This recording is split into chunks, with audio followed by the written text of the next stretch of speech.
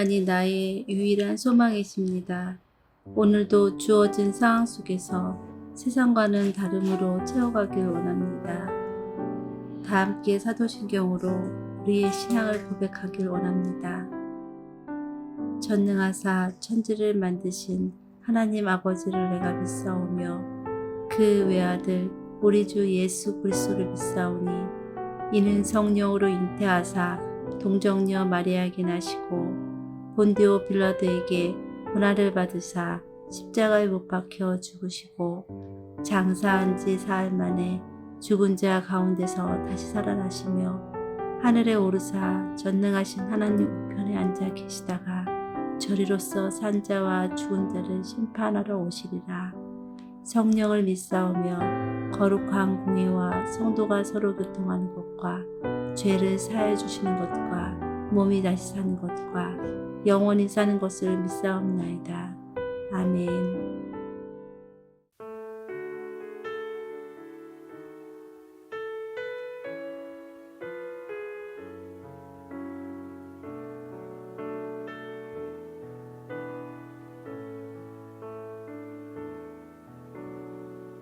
나의 영혼이 잠잠히 하나님만 바라미요 나의 구원이 그에게서 나는 도다 나의 영혼아 잠잠히 하나님만 바라라 나의 소망이 저에게서 나는 도다 나의 영혼이 간절히 여호와를 갈망하며 나의 입술이 여호와를 찬양하리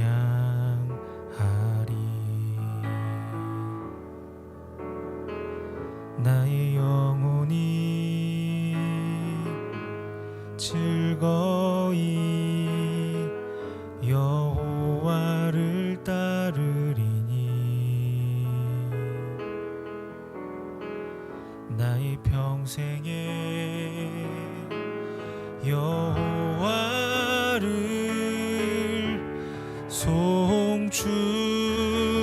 송축하리 오직 주만이 나의 반석 나의 구원이시니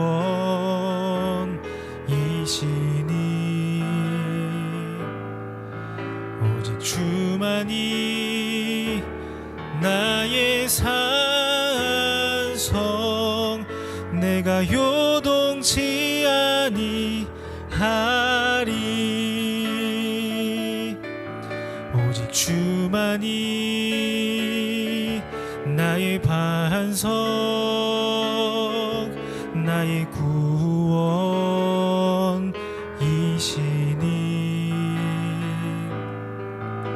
오직 주만이 나의 산성 내가 요동치 아니하리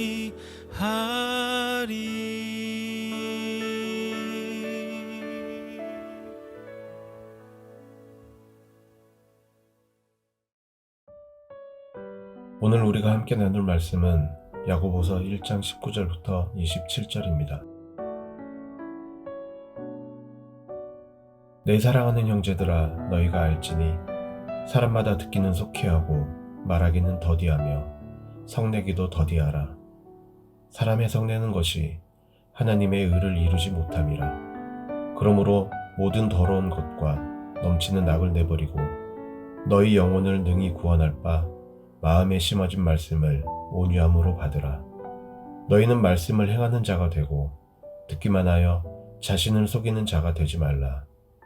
누구든지 말씀을 듣고 행하지 아니하면 그는 거울로 자기의 생긴 얼굴을 보는 사람과 같아서 제 자신을 보고 가서 그 모습이 어떠했는지를 곧 잊어버리거니와 자유롭게 하는 온전한 율법을 들여다보고 있는 자는 듣고 잊어버리는 자가 아니요 실천하는 자니 이 사람은 그 행하는 일에 복을 받으리라. 누구든지 스스로 경건하다 생각하며 자기 혀를 제갈 물리지 아니하고 자기 마음을 속이면 이 사람의 경건은 헛것이라. 하나님 아버지 앞에서 정결하고 더러움이 없는 경건은 곧 고아와 과부를 그 환난 중에 돌보고 또 자기를 지켜 세속에 물들지 아니하는 그것이니라. 아멘.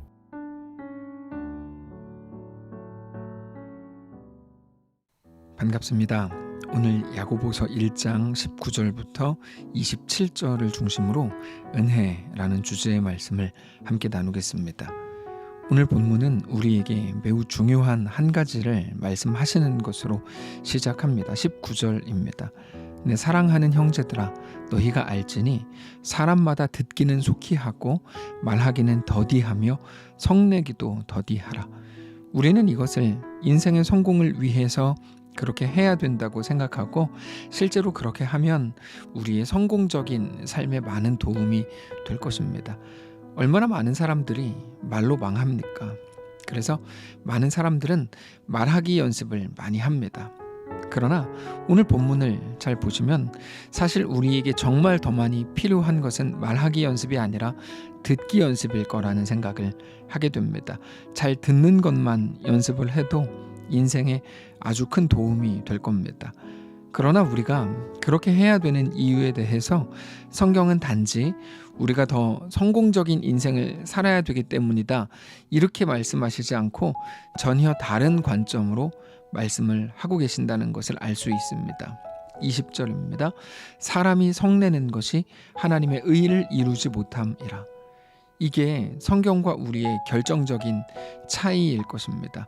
우리는 관점 자체가 언제나 우리 자신에게 있습니다.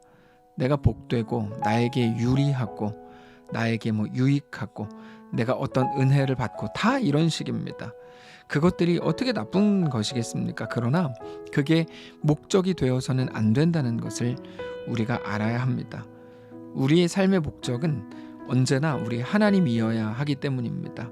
자, 성내면 인간관계가 깨지고 그러면 더 많은 것들을 좋은 것들을 얻을 기회들을 잃게 되고 뭐가 어떻게 되고 그게 아니고 성경은 우리가 화를 내게 될 때 하나님의 의를 이루지 못한다 이렇게 말씀을 하신다는 거죠. 자, 하나님의 의가 무엇일까요?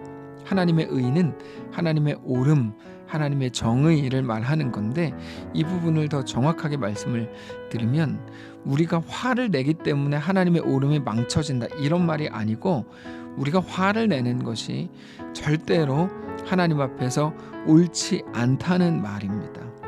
우리는 화를 낼 때마다 늘 뭐라고 생각하고 어떻게 말합니까? 내가 화를 낼만 하니까 화를 낸다 이렇게 말합니다. 화를 내는데 모두 화를 내는 것에 대한 합당한 이유가 있다고 생각을 하는 거죠. 근데 성경은 오히려 반대로 말한다는 겁니다. 우리가 화를 내는 것, 성내는 것이 절대로 하나님 앞에서 옳지 않다는 겁니다. 첫사람 아담과 하와에게는 가인과 아벨이라는 아들들이 있었습니다. 가인은 곡식으로 농사를 짓는 사람이었고 아벨은 양을 치는 목동이었습니다. 그들이 이제 자기의 소산으로 하나님께 예배하는 순간이 됩니다.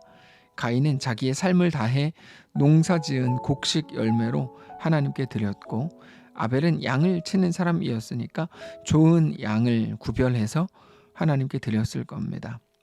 그런데 예배라고 하는 것은 예배라는 어떤 행위나 예배 시간에 이루어지는 어떤 이벤트에서 승부가 나는 게 아니고 예배자에게서 승부가 나는 겁니다. 그가 누구인가 하는 거죠. 그가 어떻게 예배를 했냐가 아니고 그렇게 예배한 그가 누구냐 이겁니다.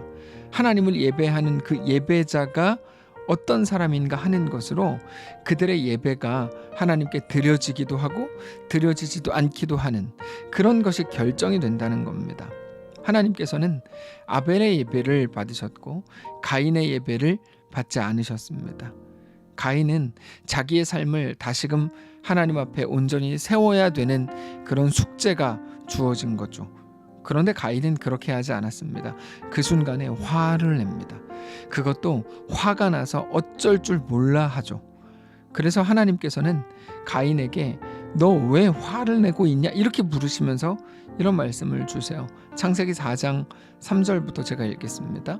세월이 지난 후에 가인은 땅의 소산으로 제물을 삼아 여호와께 드렸고 아벨은 자기도 양의 첫 새끼와 그 기름으로 드렸더니 여호와께서 아벨과 그의 제물은 받으셨으나 가인과 그의 제물은 받지 아니하신지라. 가인이 몹시 분하여 안색이 변하니 여호와께서 가인에게 이르시되 내가 분하여 함은 어찌 됨이며 안색이 변함은 어찌 됨이냐. 너가 선을 행하면 어찌 낯을 들지 못하겠느냐. 선을 행하지 아니하면 죄가 문에 엎드러져 있느니라. 죄가 너를 원하나 너는 죄를 다스릴지니라. 가인은 스스로 화를 내는 게 너무나 당연하다고 생각했는지 몰라도 하나님께서는 가인에게 그거 당연한 거 아니다 이렇게 말씀을 하시더라는 거죠. 너 그 마음을 다스리지 않으면 안 된다. 그러면 죄가 너를 사로잡는다. 너 죄에게 이끌린 삶을 살게 된다. 이렇게 말씀을 하신다는 거예요. 오늘 본문에서는 화를 내는 것이 하나님의 의를 이루지 못한다고 말씀을 하시는데 그 말을 너 그렇게 하면 하나님의 일이 틀어진다. 너 때문에 하나님의 일이 망치면 되겠냐? 이런 말이 아닙니다. 너가 하나님 앞에서 화를 내는 것은 결코 당연한 일이 아니라는 거죠. 너가 누구인지 너 스스로 모르기 때문에 화를 내고 있는 거다. 너가 누구인지 안다면 너가 하나님의 은혜를 받은 자고 구원의 소망이 없었던 자리에서 하나님의 무조건적인 은혜로 구원을 받는 자가 된 것을 안다면 그러면 넌 화낼 수 없다 이런 거죠. 우리는 성경에서 하나님께 화를 낸 사람들에 대해서 여럿 알고 있습니다. 대표적인 사람이 요나 선지자입니다. 하나님께서 요나를 니느웨로 보내십니다. 니느웨는 아수르의 수도입니다. 아수르는 북이스라엘을 멸망시킨 이스라엘 전체의 대적이고 원수였습니다. 그런데 하나님께서 요나를 니느웨로 보내신 거죠. 회개하라고 외치게 하십니다.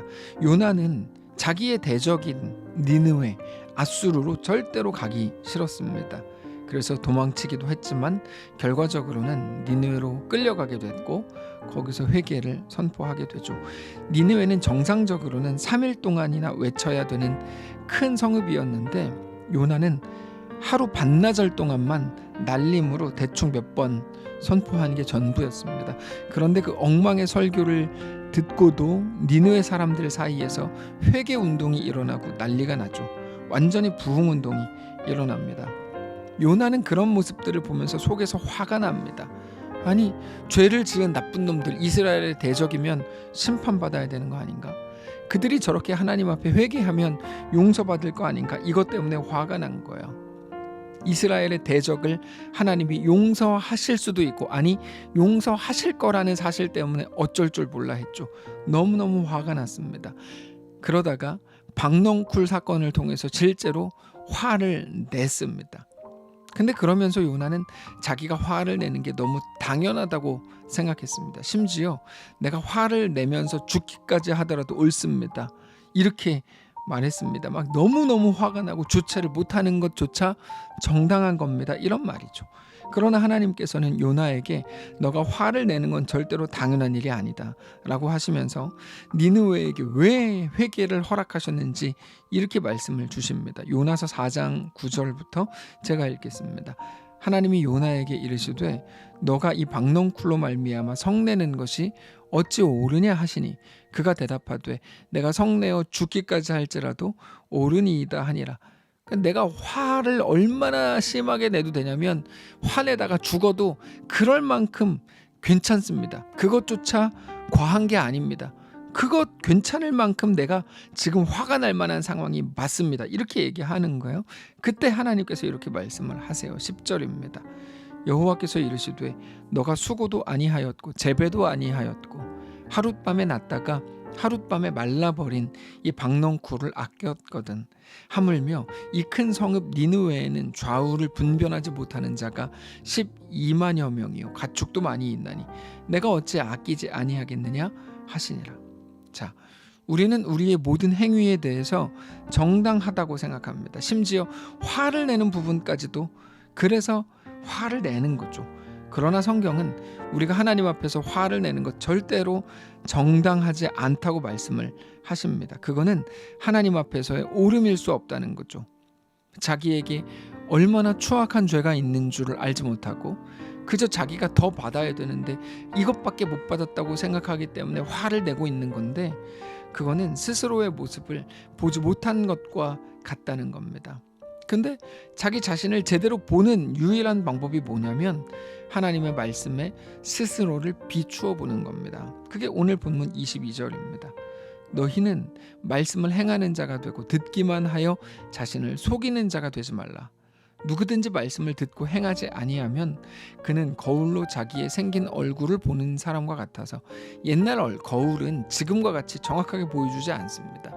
형태만 대충 이렇게 보여주는 정도의 기술이었는데 그거를 말하는 거예요. 거울로 자기의 생긴 얼굴을 그저 대충 윤곽만 보는 사람과 같아서 제 자신을 보고 가서 그 모습이 어땠는지 곧 잊어버리거니와 자유롭게 하는 온전한 율법을 들여다보고 있는 자는 듣고 잊어버리는 자가 아니요 실천하는 자니 이 사람은 그 행하는 일의 복을 받으리라. 결국에 말씀을 통해서 우리 스스로의 모습을 봐야 된다는 겁니다.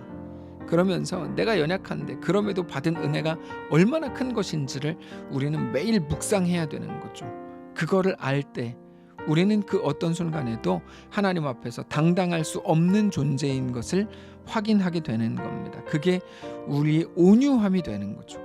우리는 온유함이라고 할 때 더 착하게 말하고 부드럽게 말하는 방식으로 그것을 이룰 수 있다고 생각하지만 우리는 그럴 수 없습니다. 온유함을 흉내낼 수는 있겠지만 그게 진정한 의미에서의 온유함이 되지는 못합니다. 다만 말씀을 통해서 내가 누구인지 스스로 확인하는 것, 내가 얼마나 놀라운 은혜를 입은 사람인지 확인하는 것만이 하나님의 온전한 백성으로 서는 유일한 방법이라고 오늘 본문이 우리에게 소개하고 있는 겁니다. 그래서 오늘 본문은 우리에게 그렇게 모든 것을 하나님의 기준으로 보라고 요구합니다. 26절입니다. 누구든지 스스로 경건하다 생각하며 자기 혀를 제갈 물리지 아니하고 자기 마음을 속이면 이 사람의 경건은 헛것이라. 하나님 아버지 앞에서 정결하고 더러움이 없는 경건은 곧 고아와 과부를 그 환난 중에 돌보고 또 자기를 지켜 새 속에 물들지 아니하는 그것이니라. 여기 27절 마지막에 나오는 새 속이라는 말은 그 마음에 하나님 없음을 말하는 겁니다. 눈에 보이는 것으로 행하지 않고 믿음으로 행하는 성도를 말씀하시는 거죠. 말씀을 정리하겠습니다. 사랑하는 성도 여러분, 오늘 우리의 삶을 돌아보시기를 바랍니다. 우리는 자주 억울합니다. 억울함은 내가 받아야 될 마땅한 것을 받지 못했을 때 가지는 마음입니다. 그게 분노가 되고 성냄이 됩니다. 근데 어떤 성냄도 하나님 앞에서 절대로 정당화될 수 없다는 것을 기억하시기 바랍니다. 우리가 오늘 어디서 시작했는지, 어떤 존재였는지 구원의 가능성이 하나도 없는 상태였지만 그럼에도 우리를 먼저 찾아오셨고 우리를 위해 죽으셨고 부활하신 우리 주 예수님으로 인해서 우리가 구원 얻게 되었음을 기억하시기 바랍니다. 그래서 그렇게 오늘 또 억울함과 분노가 아닌 넉넉함과 감격과 감사로 우리의 삶을 온전히 하나님 앞에 내어드리실 수 있기를 바랍니다. 기도하겠습니다. 살아계신 하나님 감사합니다. 하나님 앞에 우리의 삶을 온전히 내어드리기를 원합니다. 우리는 늘 하나님께 내가 더 이상 받을 것들이 없다는 것을 깨닫지 못하고 늘 더 받는 게 마땅하다고 생각하고 내 분깃이 남아있지 않습니까? 라고 따지고 마치 둘째가 집 나가기 전에 아버지의 유산을 땡겨받아서 나간 것처럼 주님 나에게 마땅히 은혜를 더 줘야 됩니다 라고 주장했던 것이 우리의 모습인지도 모릅니다. 우리를 불쌍히 여겨주시기를 원합니다. 우리를 새롭게 하옵소서. 어떤 상황에서도 하나님만을 믿음으로 보게 하시고 그렇게 주님과 함께 그 길을 걷는 넉넉한 주의 성도를 되게 하옵소서. 주님, 내일 추수감사주일입니다. 한 해를 잘 마무리하면서 하나님의 은혜를 기억하고 하나님과 그렇게 믿음으로 동행하는 귀한 우리의 삶이 되게 하옵소서. 감사드리며 우리 주 예수님의 이름으로 기도합니다. 아멘. 사랑하는 성도 여러분, 하나님께서 오늘 하루를 또 우리에게 허락하셨습니다. 믿음으로 우리 주님과 함께 걷게 되시기를 바라고, 그렇게 우리가 어디 있든지 무엇을 하든지 하나님의 백성으로 늘 승리하며 살게 되시기를 축복합니다.